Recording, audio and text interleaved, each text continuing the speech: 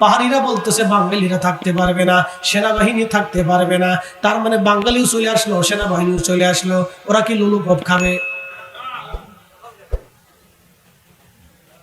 30 লক্ষ মা বোনের জীবনের বিনিময়ে, 30 লক্ষ মানুষের জীবনের বিনিময়ে স্বাধীনতা পেয়েছি। এই জমিনের 1 ইঞ্চি মাটির জন্য আমরা সমগ্র বাঙালিরা একসাথে লড়াই করতে প্রস্তুত। কথা বলেন ঠিক না বেঠিক? ওরা কি ভাবে আমরা দুর্বল না? আমরা তাদের অধিকার দিয়েছি, তোমরা আমাদের রাজধানীতে আসো, আমরা পাহাড়ে যাব। ওদের কাজ ওরা করতেছে, আমাদের কাজ আমরা করতেছি। আমরা কখন ওদেরকে ধরি না, মারি না, থাবড়াই না। আমরা পাহাড়ে গেলে কেন ওরা আমাদেরকে অত্যাচার করতে চায়? আমার বাঙালি মানুষকে কেন হত্যা করতে চায়?